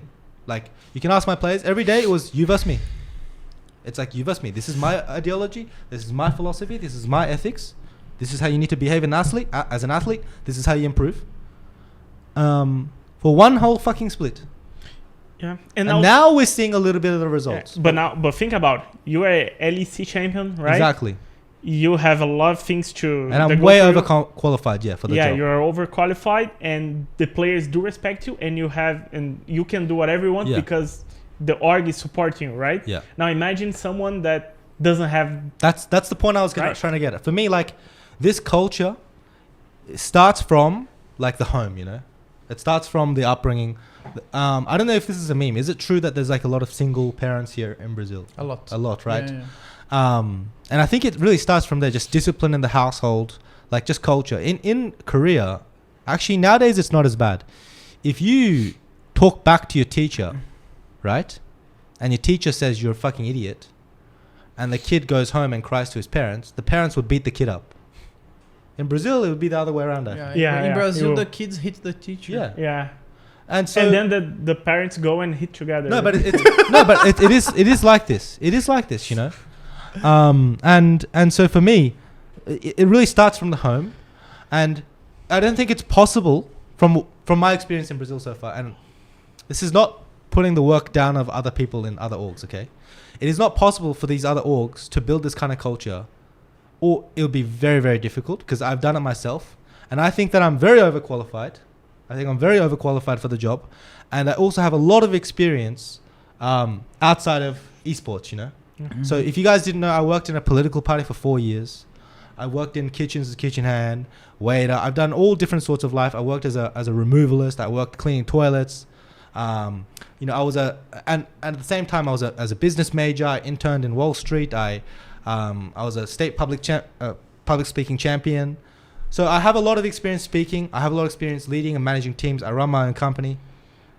To find someone like that in Brazil, you have to pay them what Kate pays me, right? And I think that's very unrealistic for most organizations, you know. Yeah. Look, So- look, that's my quote. Unfortunately, as Brazilians in LoL, we'll be eternal extras. High-level people don't understand the slightest bit of wave and path control in the jungle.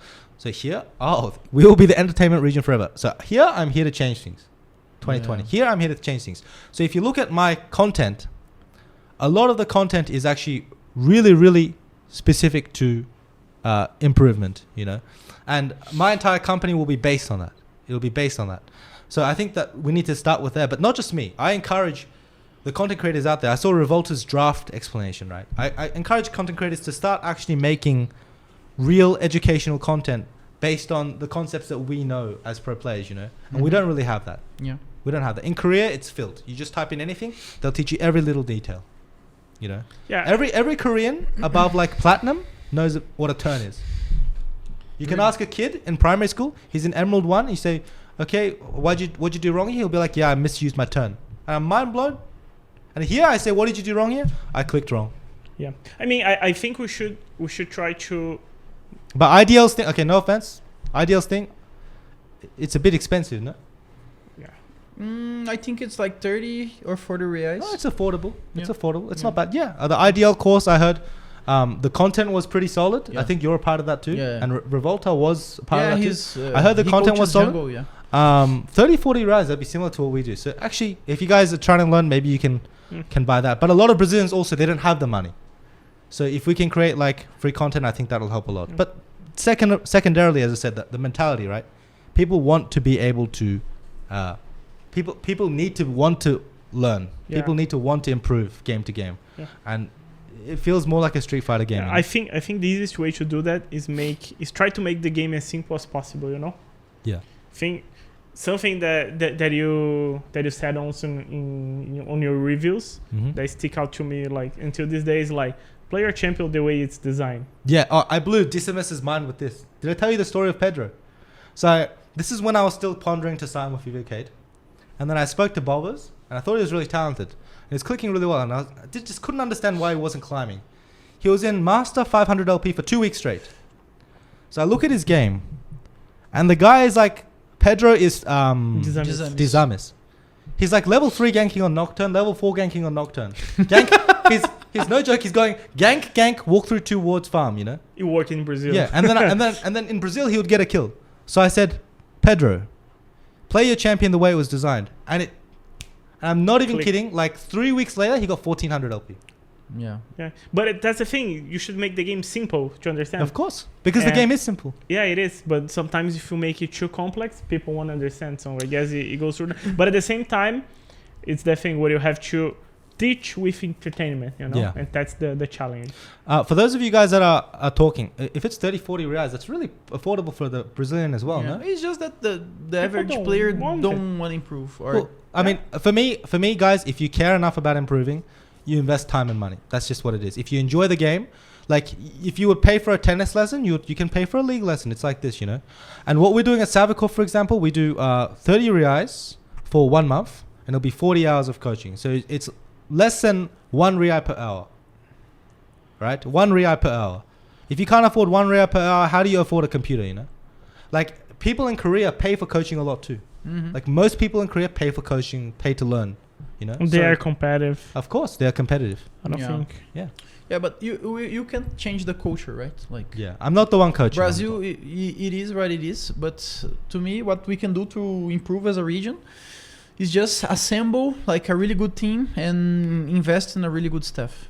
You know, Do both, like do a super team and just go. Yeah. Yeah. Super team, not so sure. I think you need to find balance. You know. I looked at the bank balance of Cade and I was like, this is not possible. So I made a 5-year plan, and then CBLOL closed down. No, but you guys will get in. Don't worry. You think so? Yeah, for sure. I hope so. You win this split. Now the thing is, like, even if I get in, the whole dynamic of the market changes. You know. So my 5-year plan is out the window. That's what I'm really tilted about. Yeah, you need a new Because plan. I did like a lot of marketing. I put so much fucking time in, and the Riot was like, oh, I don't know, NA's dying, so we'll just use Brazil, and there we go. Yeah. What can you do? Yeah. What do you think about boot camps? Because back Boot then, camps, I think really good. something that worked for us at least was boot camping. We used to boot camp like 3 or 4 times a year. Where? Korea, Europe. No. But how did you afford to do this? Europe. Huh? How did you afford Our to own money. Your own money? Yeah. I boot camp with my own money. I think And 3 times. I that's think. that's something that pissed me off because right now they earn they're like 30 times what I did, and things Yeah. don't go for boot I camps. actually spoke to Prods about boot camping, and he was like, "Oh, it's so fucking expensive." I'm like, "Bro, you have to invest the money, you know. You see, You need to." we invested because Yeah. we believe in ourselves and we Yeah. wanted more. But But it's I don't hard see too. that now. But like with all this stuff going on in Americas, I can understand the player perspective too. Okay, Because, we're talking about really new development. yeah, I guess. Yeah. Why, if Loud wants so bad an international result, why in the last 2 years they haven't bootcamp ons? I guess, yeah. Yeah. You see, Yeah, I can't. they defend don't want enough. Yeah, they just don't want it. They just want to farm CBLOL and it's okay. I can agree with that. I can personally say for the last 4 years, like including when I was making really solid money in Europe, I invested all that money in learning and like on myself and improving, you know.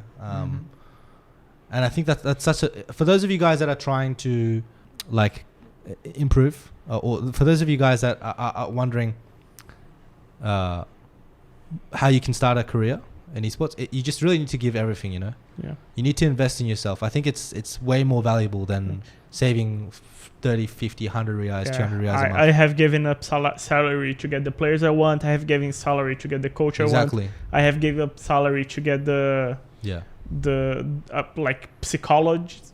I've gave up salary to go to the team I want. And so now you're a legend. Huh? Now you're a legend. Yeah, and No, not on you were- money. you were the It same, doesn't no? work, guys. Don't Like, do it. I read a piece, Leon Butcher. I heard he's a friend of yours. Mm-hmm. He sent me an article talking about the transfer window that you had. Mm-hmm.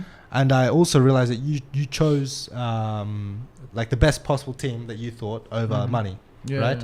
Can you give me some, before this year, some kind of ideas on what you were kind of offered at peak that you turned down? The peak. Can you leak this? Is this allowed? I think it's fine. The most amount of money you got offered in the contract that you turned down? It was. It's a little complicated because I think it was like 25K and royalties from selling shirts and a spot in the team's shirt for sponsorship. You got a sponsorship, Yeah, like but how would you use that? You would sell it to someone else, or what? yeah, like if I get a sponsorship, then it's my money. Wow. That's a lot. Pretty What nice. was the most you got offered? Didn't you get offered in Team Liquid one time or something? Yeah. Is that true? Yeah. You can confirm. Yeah. Holy shit. Well, you heard it. Was it here first that you talked about it? Did you talk about it No, I before? talked about it before. Oh, okay. We can cut that part out. You heard it here first, guys. Yeah. Yeah. Well, how about the biggest contract you were ever offered? Was from Liquid. Yeah. Can you give us a rough idea in reais? In reais, I don't remember what the dollar was at, but it was $8K. It's like $40 million. I think dollar was 2 to 1 back then, but I'm not sure. Wow. Maybe 3. Por aí. I don't know. Yeah, I That's think a lot. many players got offers from outside. I was talking to Liquid and Cloud9 too after 2019. 2019. Yeah, Academy? Or yeah, Academy. Yeah, Academy. Okay, makes sense. Yeah. Makes sense. Wow. Okay, so that's I think the most of the topics that we prepared today. I think. Let me think check. so. Was there anything else that we talked about? Can we check? We can pull it There up. was some teams, I think. Oh yeah, so CBLOL, current CBLOL standings. What are your predictions? Be honest, though, just because you can't say it because we're friends or something. Honest Yeah. predictions over the next weeks from what you've seen so far. What I've been saying the last 2 weeks is that I think the finals will be Kid and Pain. Okay, and what do you think? If nobody want to say, I'll say Loud is done. Really? Yeah. Oh, sheesh! Yeah, their luck Odds ran down. out. I don't see a way to come back from Really? that, really. Nah, they If always they come do, back. Be careful. We scrimmed them today. They seemed okay, actually. Yeah. They're back to normal. I don't understand this fucking team. Like this fucking team, I don't understand. No, bro. but it's the same with which is the motherfucking team Red. It's the Red. same. Like bro, they were like totally like they were so bad, and then Yeah. one day they're just fine. yeah. It's the They're same as Red. They find the fucking they find the scapegoat. Oh, it was Nelson. It was like this guy's dad, and then they suddenly fine again. Yeah. like If this. Croc is fine, that team is fine. I think. Yeah, I mean, if Croc starts playing like a human being, they have a chance. So it's gonna be loud in finals if Croc is human being or no. I still don't think that's enough. There is a lot you of think meta. Cade finals. There is a lot of meta. Yeah, I to me, you guys have the best chance. But league is very volatile. Every week, one team seems worse, or Do we the know other which will patch is better. going to be playoffs? The same, That's important. the same as now. But the finals. The too. live, no?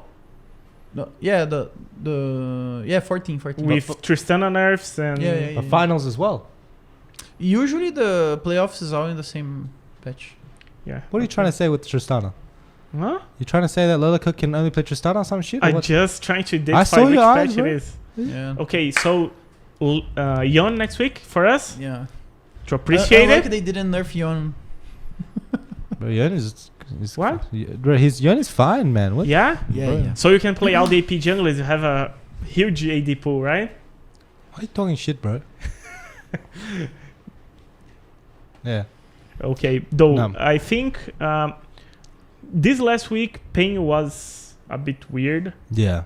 but listening their comms on that they released, Titan seemed really off. Did you watch it? No. Right. But I saw the Civ game, and then I was like, oh, he must have had an off game. Then at 11 p.m. at night, Titan posts like an Instagram story. Okay. I don't know if you guys watch. Titan posts an Instagram story. And the guy's like, life is hard, guys. Like, he must have got fucked by Zero so hard because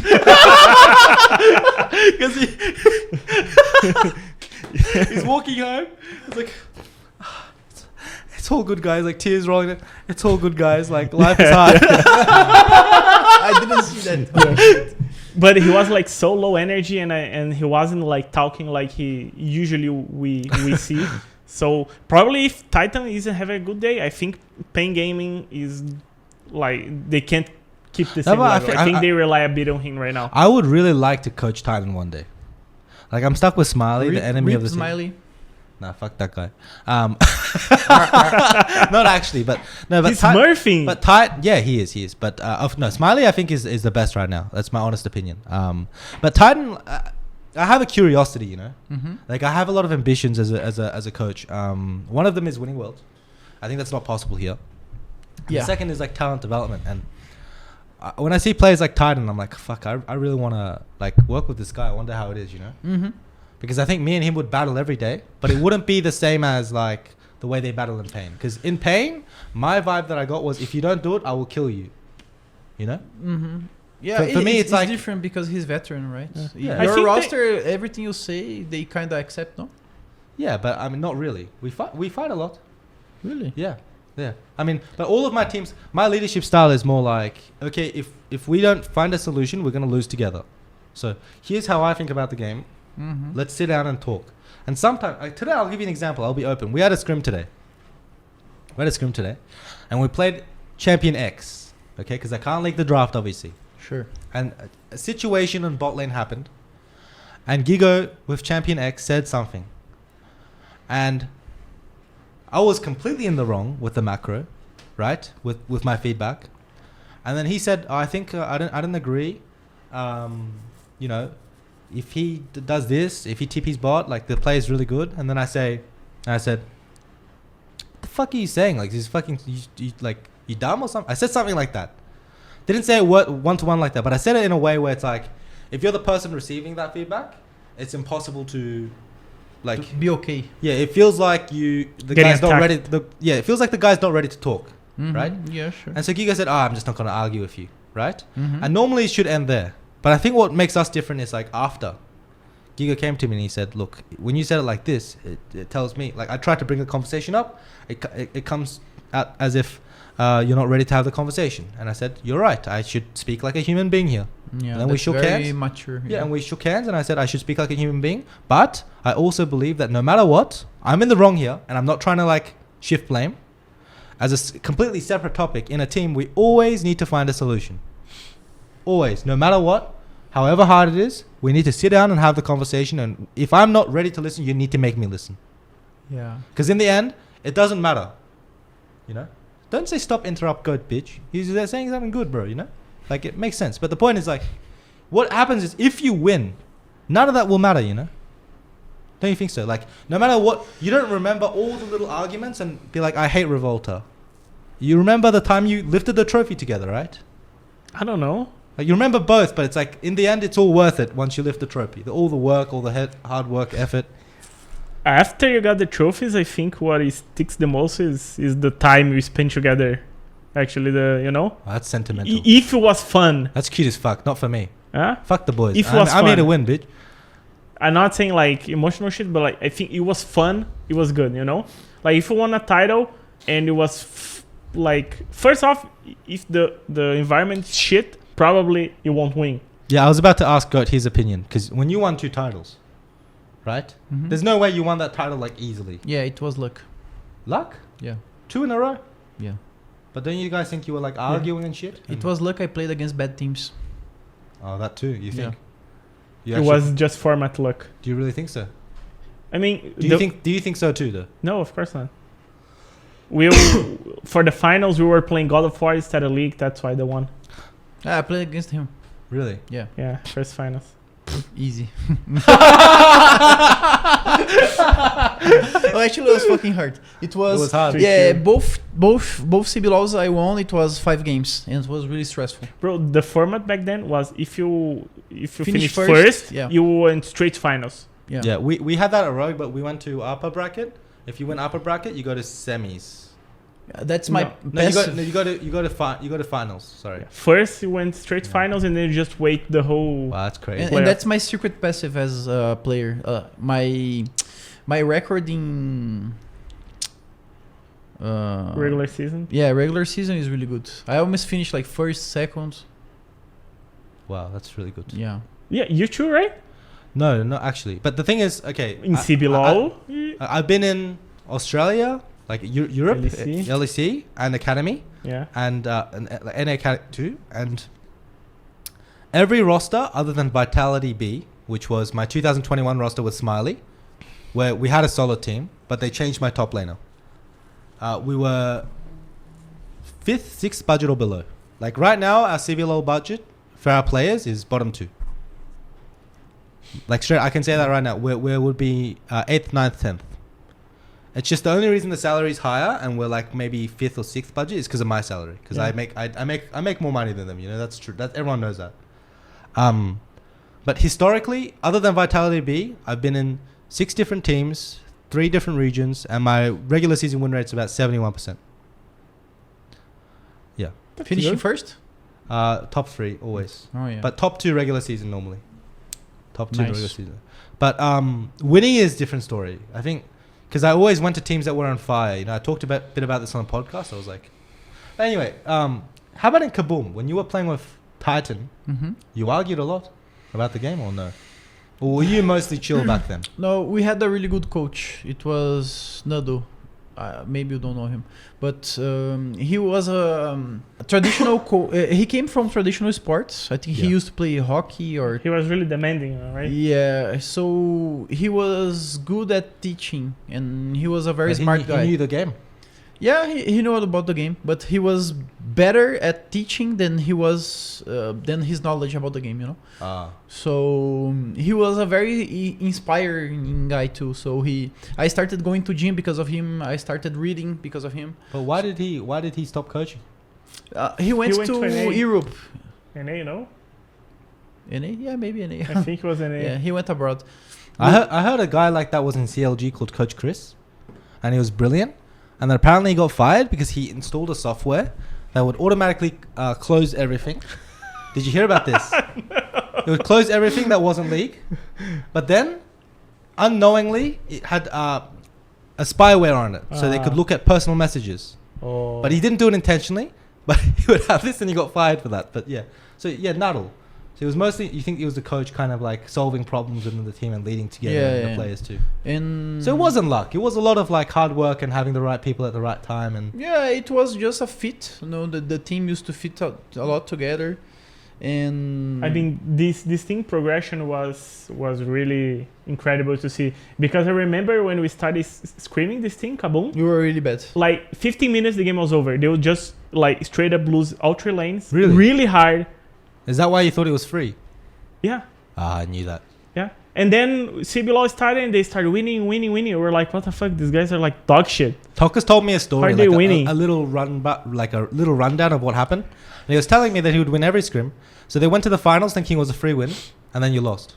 That's kind of what happened. Yeah. They released God of War right on time for finals, and someone brought a PlayStation to our gaming house. That was Who the brought end it? of it. Can you give the name? Oh, I don't remember.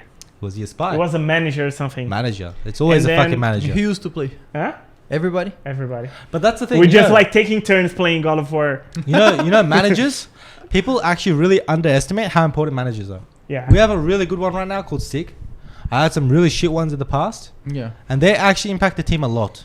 A lot. Yeah. Because if they don't do the job, you get so stressed over little things. And They take managers as nannies yeah, in Brazil. Yeah. yeah. You're a bit disrespected for being a manager. Yeah. That's a really interesting question. So this guy says, how like the regional leagues in Europe, LVP, LFL, boosts the overall region. Apparently, something you said that. Mhm. You said that. Is that true? Yeah. Do you think that we can replicate that in Brazil? Because that sounds like really. No. No. Because for me, the football here is crazy. So why don't we just do like, for example, São Paulo versus Rio? No, it's just our player base is small. Yeah, it's too small. In Europe, you have like 70 teams to scrim, right? Yeah, but 1.5 million players. You have enough people, no? Probably you couldn't even fill some things in some regions. You know? I think it's impossible. Olympics. Okay, I think we'll kind of close it off here, and then we'll read questions Yeah. from picks maybe, if we can pull it up. But the final question, because we didn't. O cara falando dos cheese, velho. Ah, da moto? Fala inglês, Te- porra. te- Tradutor. Tell him the history of your top laner. There's a story. This Kaboom team 2018, right? Okay. We canceled one scrim because my top laner went to buy a motorcycle. Yeah. You know what's worse? When they won the championship, he was wearing Kaboom's shirt, right? Oh no, good. Sorry, go ahead. He was wearing Kaboom's shirt. When you win, what the team wants to show their sponsors, right? Yeah. The guy took off his Kaboom shirt to show like his team, his football team shirt. Yeah. Yeah. when he won. Because he get in trouble. What was No. his name? Zantins. Was he good? Yeah, he was good. He was good back then. Yeah, he was good. All right. So I think we'll call it there today. We don't have any donos to read. That was a lot of fun. No actually. donates? No Oh, you donates. guys are lame. It's fucked up, no? Yeah, fuck these guys. All right. All right. Thanks so much for watching, guys. Thanks for coming on. Ranger, Thank you guys. Thank is you there for any- having me. Is there any message you want to send in like Portuguese to your fans, to your viewers, to the Twitter people? There's a lot of people mad at you, bro. A lot of people. And I Don't- think it's really Yeah. Yeah, I don't care. unjustified. No, but the truth is like, who likes me will like me. Who don't like me will not like me. I don't care. Damn, that was deep. Guys, it's not okay. First of all, ignore what he just said. I'll be your lawyer here. Okay, Don't say any word. You'll get in trouble. Okay. Okay, listen.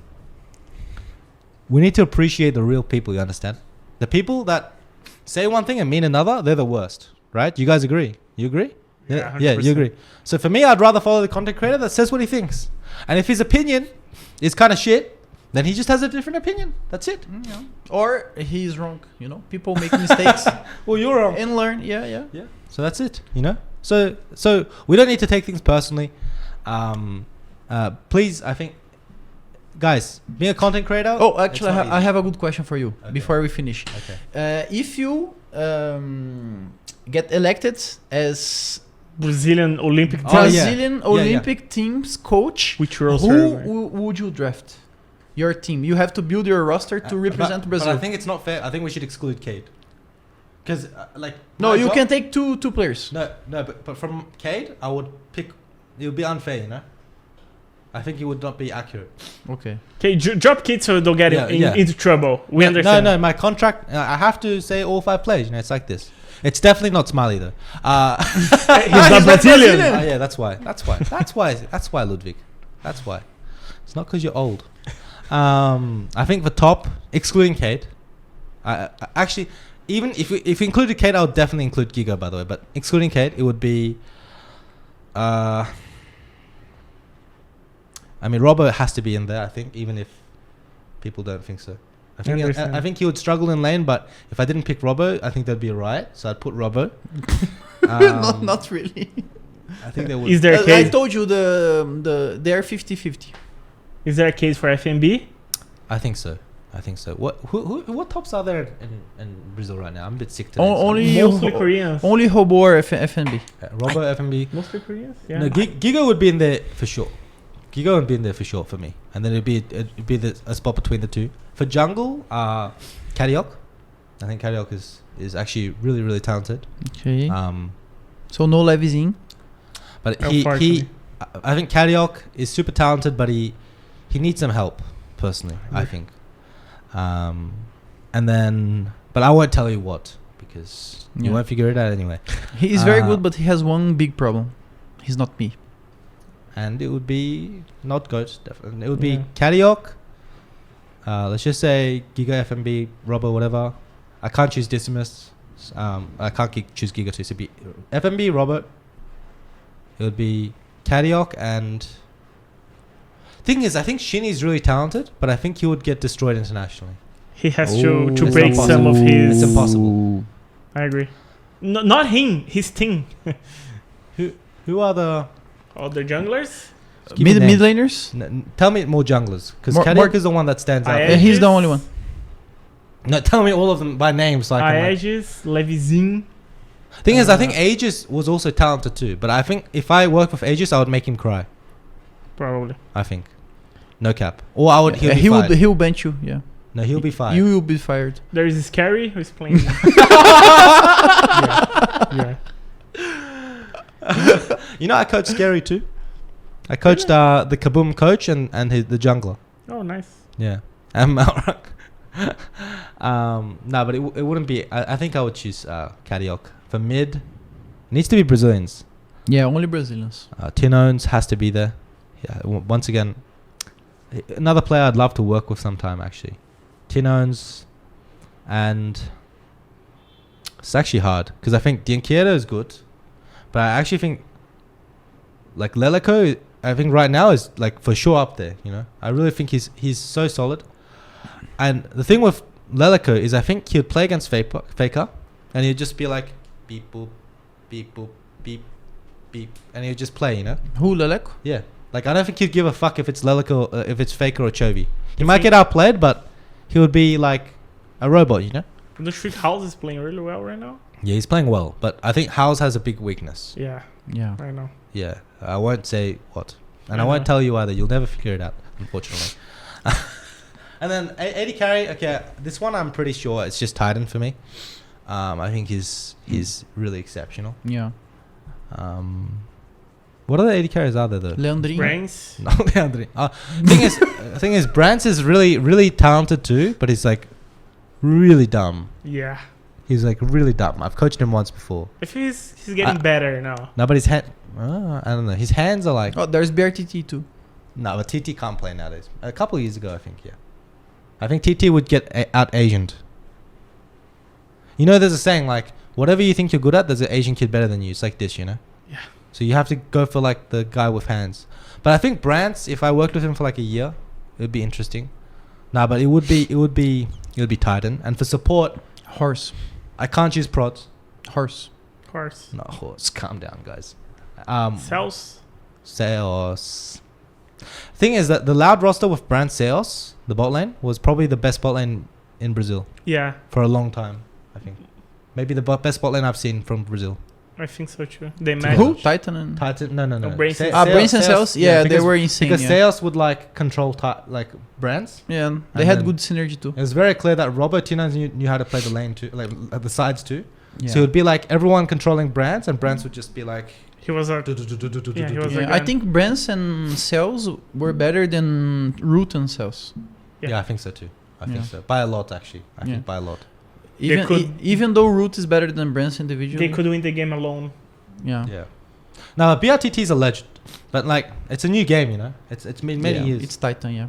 Maybe he could come back one day, like if he spent the next 2 years grinding again and like went for champion, right? But I'm not sure if it's worth it. Isn't the guy like mega rich? Yeah. TT? He's like Yeah. mega There rich. was no now? way he would just come back and stone Yeah. people. Yeah, exactly. Definitely not absolute. I saw him play. He's O vovô. bro. I watched Absolute and I play the other day, and I watched you know who shocked me the most? Mm. Brewster. Bro, he's so fucking bad. Bruce. Bro, His ego is like this. like bro, he's so fucking he bad. thinks he's fake. I coached Brewster's team. Remember when I coached you, and I was like, I'm like looking. Why does he want to pick Rumble here? He's like, give me Rumble, I won't be 9. And then I see him, and And he thinks his Rumble is the best. no, it's really. All right, guys, thanks for watching. Do you want to do a closing remark and we'll close? You want to do in Portuguese? Yeah. Do in Portuguese. Yeah, you guys should do it for me. I can't fucking. Não fala português, porra. That's it. Fala inglês. Alienígena. Alienígena. Bom, guys, é isso então. A gente vai ficando por aqui. Pra quem não estava entendendo completamente, vai estar no Estuda YouTube. mais. Faz inglês, mas vai estar no YouTube com legenda. Vai estar no meu YouTube, vai estar no YouTube do SeeEl também, certo? E a gente tá planejando fazer aí semanalmente, então deixem os feedbacks com a gente, mandem um comentário lá no Twitter o que vocês acharam, o que vocês acham que pode melhorar. E acho que é isso por hoje. Finalizamos. We're done. Yeah. We had no donations, so that's why we didn't read them out. But we didn't enable them for YouTube, guys. So thanks for watching, guys. Okay. Yeah. Appreciate you It's guys. just the first time. This Thank will you. be a weekly thing, Yeah. and we're gonna have like more overlays and stuff ready. Next time it'll be more fun. Yeah. Nice. Thanks And for coming on. Doing man. Thursday is a good day. Yeah. Yeah. Yeah. Maybe you can come on again sometime. Because Friday you guys can't compete with IDL. Is that how it is? Yeah. But I need to learn from you guys about this. Thank you. All right, awesome. Guys, we also want like, if you have any suggestions for people, or if you enjoyed watching the podcast and you're a content creator yourself, you live in Sao Paulo, you want to drop by, give me a call. Let's fucking do it. I started this podcast because I wanted to have people from all walks of life, not just in league, you know? Mm-hmm. So if you're like a big content creator, or you're like a boxer or something, or like someone famous, football player, Neymar Jr. Neymar can come, yeah. Just come. Yeah. Bro, come. Let's have a beer. Awesome. Thanks, guys. Ciao.